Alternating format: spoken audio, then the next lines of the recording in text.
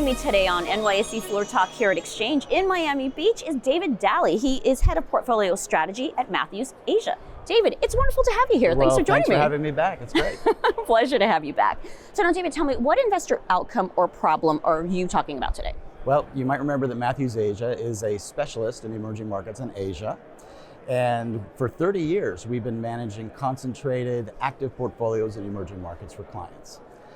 So I'm really proud to say that in the last 18 months, we've launched 12 active ETFs, 10 of which are listed right here on the New York Stock Exchange. So thank you very much. NYSE has been a fantastic partner since the very beginning. And the outcome is really what we're trying to do is give investors choice. We have 12 offerings so people can build emerging market portfolios from scratch. All right, so tell me, what ETFs do you have for investors to consider?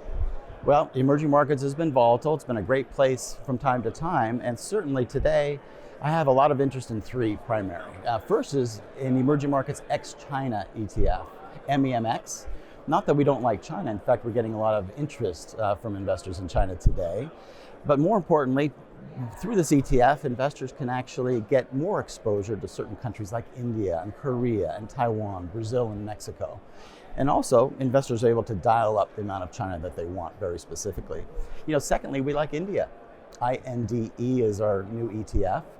Many investors in emerging markets believe that India is going to be the best long-term structural story in emerging markets. And the active ETF is a great way to get exposure.